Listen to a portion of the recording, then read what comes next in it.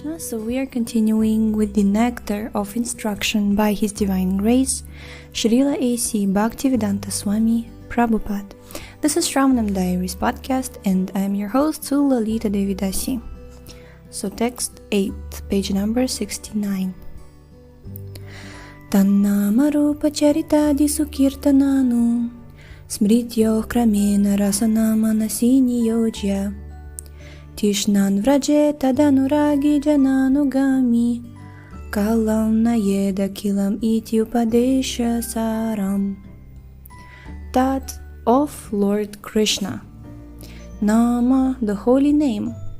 Rupa, form. Charitadi, character, pastimes, and so on.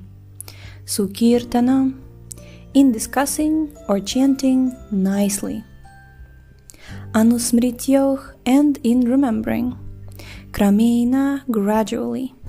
Rasana, the tongue. Manasi, and one's mind. Niyojya, engaging. Tishtan, residing. Vraje, in Vraja. Tat, to Lord Kṛṣṇa. Anuragi, attached. Jana, persons. Anugami, following. Kalam, time. Nayet, should utilize. Akilam, full. Iti, thus. Upadesha, of advice or instruction. Saram, the essence. Translation. The essence of all advice is that one should utilize one's full time, 24 hours a day, in daily, nicely, chanting and remembering the Lord's divine name, transcendental form, qualities, and eternal pastimes, thereby gradually engaging one's tongue and mind. In this way, one should reside in Vraja, Goloka Vṛndāvana Dham, and serve Kṛṣṇa under the guidance of devotees. One should follow in the footsteps of the Lord's beloved devotees, who are deeply attached to His devotional service. Purport. Since the mind may be one's enemy or one's friend, one has to train the mind to become his friend. The Kṛṣṇa consciousness movement is especially meant for training the mind to be always engaged in Kṛṣṇa's business. The mind contains hundreds and thousands of impressions, not only of this life, but also of many, many lives of the past. These impressions sometimes come in contact with one another and produce contradictory pictures. In this way, the mind's function can become dangerous for a conditioned soul. Students of psychology are aware of the mind's various psychological changes. In Bhagavad Gita 8.6, it is said, Yam yam vapi smaram bhavam tyajatyante kalevaram tam tam evaiti kaunteya sada tad bhava bhavitah. Quote, whatever state of being one remembers when he quits his body, that state he will attain without fail. Unquote. At the time of death, the mind and intelligence of a living entity create the subtle form of a certain type of body for the next life. If the mind suddenly thinks of something not very congenial, one has to take a corresponding birth in the next life. On the other hand, if one can think of Kṛṣṇa at the time of death, he can be transferred to the spiritual world, Goloka Vṛndāvana. This process of transmigration is very subtle. Therefore, Srila Rupa Goswami advises devotees to train their minds in order that they will be unable to remember anything other than Kṛṣṇa.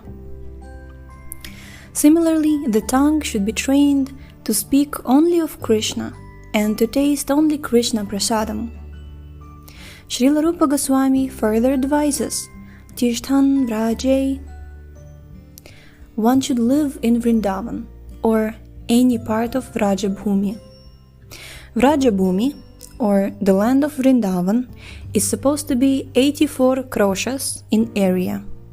1 kṛṣa equals 2 square miles. 2 square miles. When one makes Vṛndāvana his residence, he should take shelter of an advanced devotee there. In this way, one should always think of Kṛṣṇa and his pastimes. This is further elucidated by Srila Rupa Goswami in Bhakti Rasamrita Sindhu 1.2.294.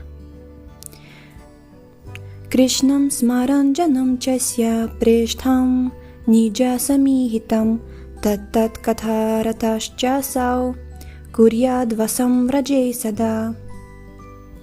Quote, a devotee should always reside in the transcendental realm of Vraja and always engage in kṛṣṇa-smaraṇ chasya preshtham, the remembrance of Shri Kṛṣṇa and his beloved associates. By following in the footsteps of such associates and by entering under their eternal guidance, one can acquire an intense desire to serve the Supreme Personality of Godhead. Unquote. Again, Srila Rupa Goswami states in his Bhakti Rasamrita Sindhu 1.2.295, Seva sadhaka rupena siddha rupena chatrahi tadbhava lipsuna karya vrajalokānusārata. Quote, in the transcendental realm of Vraja, Vrajadham, one should serve the Supreme Lord, Shri Kṛṣṇa, with a feeling similar to that of his associates. And one should place himself under the direct guidance of a particular associate of Kṛṣṇa, and should follow in his footsteps. This method is applicable both in the stage of sadhana, spiritual practices executed while in the stage of bondage, and in the stage of sadhya, God realization, when one is a siddha purusha, or a spiritually perfect soul. Unquote. Srila Bhaktisiddhanta Saraswati Thakur has commented as follows upon this verse. Quote, one who has not yet developed interest in Krishna consciousness should give up all material motives and train his mind by following the progressive regulative principles, namely chanting and remembering Krishna and his name, form, qualities, pastimes, and so forth.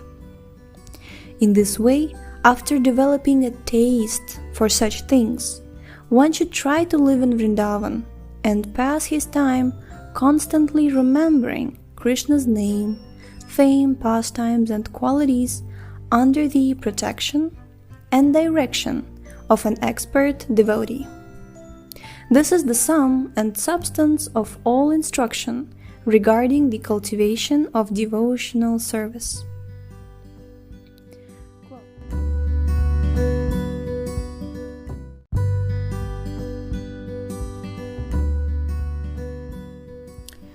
Quote, in the neophyte stage, one should always engage in hearing kṛṣṇa-kathā. This is called śravaṇa-daśā, the stage of hearing. By constantly hearing the transcendental holy name of Kṛṣṇa and hearing of his transcendental form, qualities, and pastimes, one can attain to the stage of acceptance, called varaṇa-daśā. When one attains this stage, he becomes attached to the hearing of kṛṣṇa-kathā. When one is able to chant in ecstasy, he attains the stage of smaraṇāvasthā, the stage of remembering. Recollection, absorption, meditation, constant remembrance, and trance are the 5 items of progressive Kṛṣṇa-smaraṇa.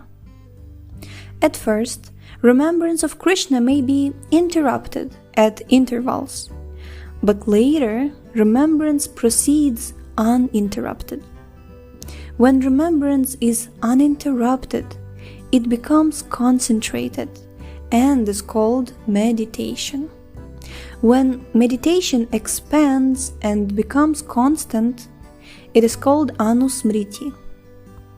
By uninterrupted and unceasing anusmṛti, one enters the stage of samādhi, or spiritual trance. After smaraṇa-daśā or samādhi has fully developed, after smaraṇa-daśā or samādhi has fully developed, the soul comes to understand his original constitutional position. At that time, he can perfectly and clearly understand his eternal relationship with Kṛṣṇa. That is called sampatti-daśā, the perfection of life. Quote, Chaitanya Charitamrita advises those who are neophytes to give up all kinds of motivated desires and simply engage in the regulative devotional service of the Lord, according to the directions of Scripture. In this way, a neophyte can gradually develop attachment for Kṛṣṇa's name, fame, form, qualities, and so forth.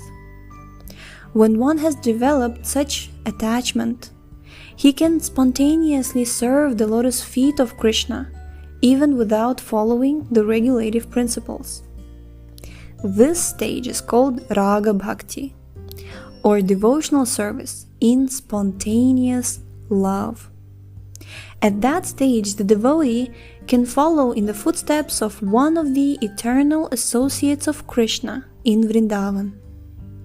This is called Raganuga Bhakti. Raganuga Bhakti, or spontaneous devotional service, can be executed in the Shanta-rasa, when one aspires to be like Kṛṣṇa's cows, or the stick or flute in the hands of Kṛṣṇa, or the flowers around Kṛṣṇa's neck. In the Dasya rasa, one follows in the footsteps of servants, like Chitraka, Patraka, or Raktaka. In the friendly Sakhya rasa, one can become a friend like Baladev, Shridam, and Sudama. In the Vatsalya rasa, characterized by parental affection, one can become like Nanda Maharaj and Yashoda. And in the Madhurya rasa, characterized by conjugal love, one can become like Shrimati Radharani, or her lady friends, such as Lalita and her serving maids, Manjaris, like Rupa and Rati. This is the essence of all instruction in the matter of devotional service. Haribol! Jai. So we shall continue tomorrow with text 9, the next text. So thank you so much for tuning in today. The link to this book is in the description, and we shall see you next time. Hare Krishna.